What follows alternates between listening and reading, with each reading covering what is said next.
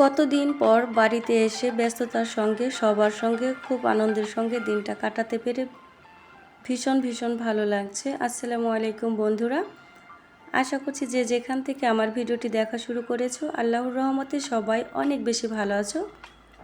আলহামদুলিল্লাহ আমিও ভালো আছি। নতুন একটি ব্লগ ভিডিও নিয়ে চলে আসছি তোমাদের মাঝে। তো বন্ধুরা, ছোট মেয়ের পরীক্ষা শেষ, তারপরে ওখান থেকে সরাসরি চলে যাচ্ছি গ্রামের বাড়িতে। তো মনটা ভীষণ খারাপ ছিল, এই জন্য বাসাতে আর যাব না, ভাবলাম দুদিন বাড়ি থেকে ঘুরে আসি। সবার সঙ্গে থাকলে হয়তো একটু ভালো লাগবে। বড় মেয়ে বাসাতেই আছে, কোচিং শেষ করে বিকেলের দিকে হয়তো বাড়িতে আসবে।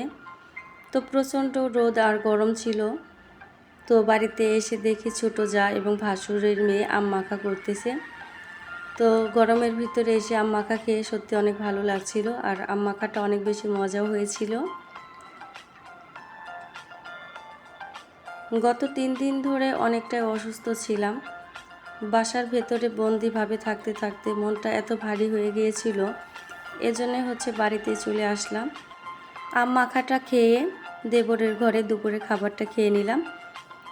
তো এটা ছিল গতকালকের ভিডিও, আর এই ভিডিওটা আজকে সকাল থেকে করেছি। তো দেখো বাড়িতে না থাকলে কি অবস্থা, আমার রান্নার জায়গাটা কি নোংরা হয়ে আছে। তো এই রান্নাঘরের চারপাশে যেহেতু খোলামেলা, এজন্য বাতাসে ধুলো বালু পাতা এগুলো এসে অনেকটাই নোংরা হয়ে গেছে। যেহেতু দুদিন থাকবো, এজন্য সব কিছু একটু গুছিয়ে নিচ্ছি, পরিষ্কার করে নিচ্ছি। আমি যখনই আসি তো সব কিছুই মোটামুটিভাবে পরিষ্কার করে যাই, আবার এসে দেখি একই অবস্থা হয়ে গেছে। তো দেখতে দেখতে 2 মাস চলে গেছে বাসাতে গেছি। আল্লাহ যদি বাঁচিয়ে রাখে আর 2 মাস থাকবো, তারপরে চলে আসবো আমার বাড়িতে। তো আসলে নিজের বাড়ির মতো কোথাও কিন্তু শান্তির জায়গা হয় না, আমি যেটা মনে করি। তো চুলাটা লেপে বেসিনটা পরিষ্কার করে নেব। তো আজকে 3 জা মিলে রান্না করব, খিচুড়ি আর কক মুরগি পাতলা ঝোল আলু দিয়ে। তো অনেক দিন ধরে 3 জা একসঙ্গে রান্না করে খাওয়া হয় না। তো বাড়িতে আসার সঙ্গে সঙ্গে 2 জা বায়না ধরলো যে কালকে আমরা একসঙ্গেই খাবো।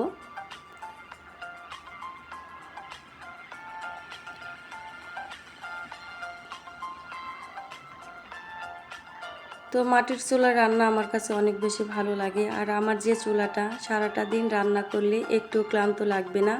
তো দাঁড়িয়ে রান্না করার মতো চুলা এটা। আমার কোমরে ব্যথা, যার কারণে এরকম করে দাঁড়িয়ে যেন রান্না করতে পারি। এই চুলাটা আমার হাজবেন্ড বানিয়ে দিয়েছে, অনেক আরামদায়ক চুলা। তো 100-150 মানুষের রান্নাও এই চুলাতে করতে পারি।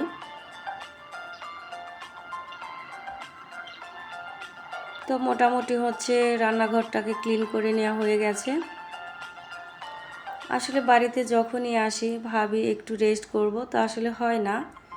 নিজের ঘর, নিজের বাড়ি, নিজের সংসার সব কিছু, তো কোথাও কোনো কাজ পড়ে থাকলে বসে থাকা আসলে যায় না। তো তারপরে চলে আসলাম আমার সবজি বাগানে। তো দেখো গাছ ভর্তি লেবু, এই লেবুগুলো কিন্তু কাগজি লেবু।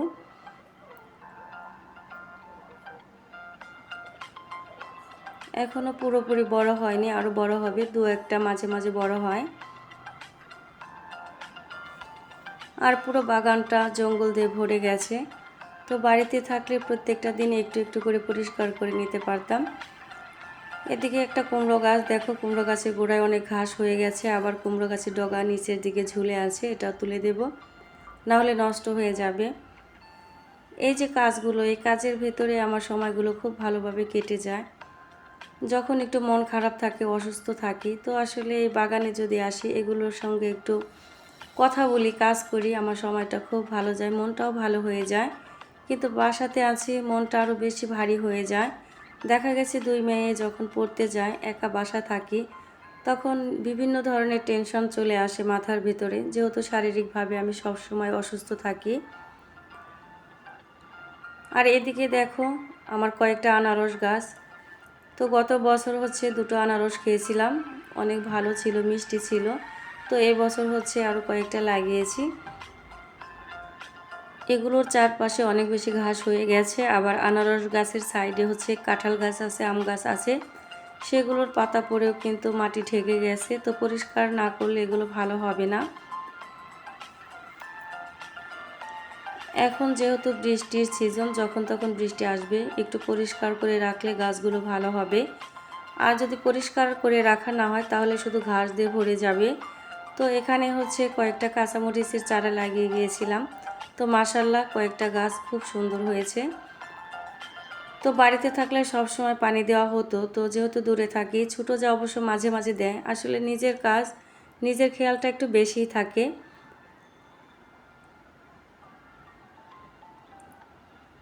যেহেতু বাসায় লম্বা টাইমের জন্য যাইনি, এই জন্য বাড়িতে যখনই আসি সবজি বাগানে কিছু না কিছু লাগিয়ে যাই, এগুলো যত্ন করে যাই। যখন বাড়িতে আসি খেতে পারি এবং হচ্ছে আবার যখন আসবো তখন যেন খেতে পারি। তো আসলে বসে থেকে বাজার থেকে কিনে এনে খাওয়াই যায়, কিন্তু নিজের হাতে তৈরি করে যে কোনো সবজি যেটাই বলো না কেন খেতে পারলে অনেক বেশি ভালো লাগে। তো নিজের হাতে লাগালে হচ্ছে সার বিষ এগুলো কিছুই দেওয়া হয় না, শুধু পানিটাই মাঝে মাঝে দেওয়া হয়। আর এই যে মরিচ গাছটা, এই গাছের বয়স প্রায় 3 বছর। তো গাছটা বুড়ো হয়ে গিয়েছিল, কেটে দিয়েছিলাম, আবার নতুন করে পাতা গজিয়ে অনেক মরিচ ধরেছে। মোটামুটি অনেকটা জায়গায় পরিষ্কার করে নিলাম। ছাদে হচ্ছে আবার কয়েকটা কাঁচামরিচের চারা হয়েছে, সেগুলো এনে লাগিয়ে দেব। অনেক সুন্দর চারাগুলো হয়েছে। বাজার থেকে তো কাঁচামরিচ আমি একদমই আনি না। তো প্রায় সারাটা বছরই হচ্ছে গাছের কাঁচামরিচ খেয়ে থাকি। এবং মাঝে মাঝে হচ্ছে অনেক মরিচ পেকে যায়, সেগুলো হচ্ছে আরও কিছু মরিচ কিনে ভাঙিয়ে গুঁড়ো করে নেই।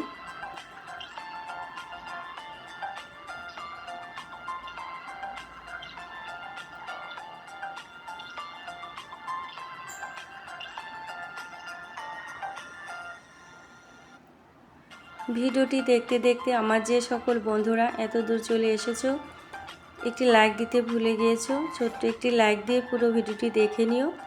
আর যে সকল বন্ধুরা প্রথমবার আমার চ্যানেলে ভিজিট করেছো, যদি আমার ভিডিওর কোনো অংশ ভালো লেগে থাকে তাহলে আমার চ্যানেলটাকে সাবস্ক্রাইব করে পাশে থাকা বেল আইকনটি অন করে নেবে। আমি যখনই নতুন ভিডিও আপলোড করব সবার আগে তোমাদের কাছে নোটিফিকেশনটা পৌঁছে যাবে। তোমরা তোমাদের সময় সুযোগ বুঝে ভিডিওগুলো দেখে নিতে পারবে। তো চারাগুলো লাগিয়ে আবার পানি দিয়ে দিলাম। তো আজকের ওয়েদারটা অনেকটা ঠান্ডা ছিল, মনে হচ্ছে বৃষ্টি হবে। তো গতকাল রাতে প্রচুর বৃষ্টি হয়েছিল। আর এদিকে কয়েকটা কাঁকরোলের চারা লাগিয়েছিলাম, এটার কথা একদমই ভুলে গিয়েছিলাম। তো সবজি বাগান থেকে কাজ শেষ করে চলে আসলাম রান্নাঘরে। তো রান্না করতেছি এই যে কক মুরগি, আলু দিয়ে পাতলা ঝোল করব আর খিচুড়ি করব আগে বলেছিলাম। তো সব কিছু হচ্ছে যা এবং হচ্ছে ভাসুর মেয়ে রেডি করে দিয়েছে। তো মাংসটা রান্না হয়ে গেছে, আবার হচ্ছে খিচুড়িটা বসালাম। তো একটু একটু করে ভিডিও করে নিচ্ছি তোমাদের মাঝে শেয়ার করব বলে। এই যে সবাই মিলে একসঙ্গে এক জায়গায় বসে রান্না করে খাওয়া দাওয়া, এগুলো অনেক বেশি ভালো লাগে। তো সারাটা বছরই হচ্ছে আমরা এভাবেই মিলেমিশে তিন যা রান্না বান্না করে খেয়ে থাকি। আর সব রান্নাটা হচ্ছে আমার রান্নাঘরে হয়ে থাকে, রান্নাটা আমি করি। কেটে কুটে সব কিছু রেডি করে দেয়, তো রান্নাটা আমিই করি। তো তারপরে হচ্ছে চলে আসলাম রান্নাটা শেষ করে আমার ছাদে। তো গতকালকে অনেক বৃষ্টি হয়েছিল, এর আগে হয়েছিল।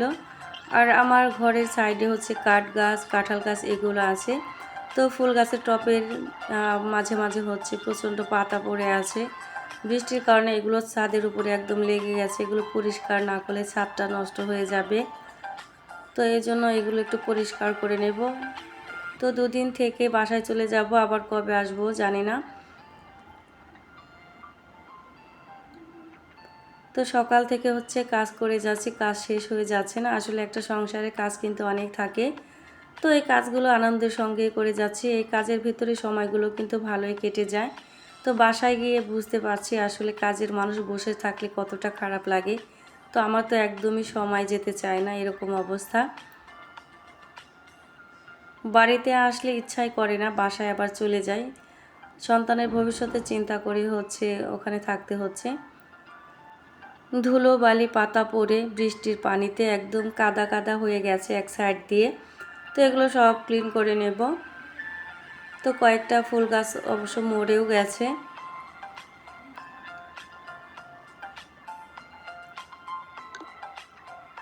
আমার ভিডিও কিংবা ভয়েসের মাঝে ভুল হলে বন্ধুরা ক্ষমা দৃষ্টিতে দেখো।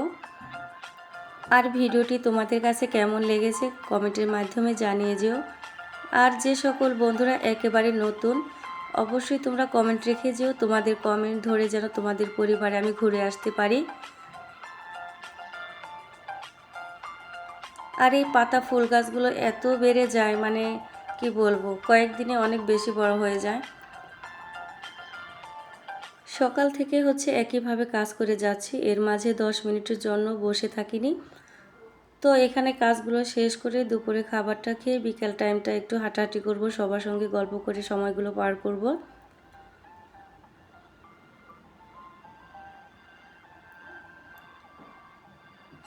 ফুল গাছ লাগানো, এগুলোর যত্ন করা, এগুলো সবসময় আমি করে থাকি, মেয়েদের তো একদমই সময় নেই।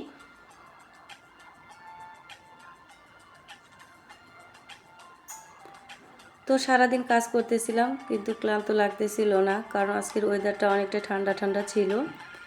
এই যে দেখো সব পরিষ্কার করে নিয়েছি। আর এদিকে আমার গাছে কত সুন্দর মরিচ ধরছে, এর আগে দুদিন এসে রান্না করেছিলাম। আর এই যে করলা গাছে করলা বড় হয়ে পেকে গেছে, তো তুলে নেব, গাছে থাকলে নষ্ট হয়ে যাবে। করলা তরকারি বলো, ভর্তা বলো, যে কোনো আইটেম হোক না কেন আমার কাছে অনেক বেশি পছন্দের।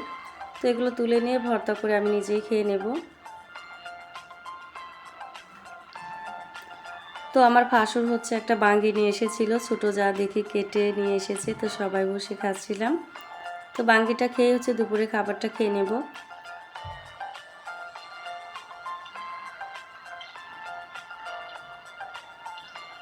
এই যে আমাদের ভেতরে এত মিল, এত ভালোবাসা, আসলে কি বলবো, অনেক বেশি ভালো লাগে।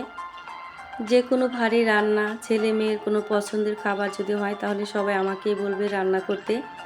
তো আমি ছাদের রান্নাঘরে রান্না করি, আর ছাদে বসে খাই সবাই।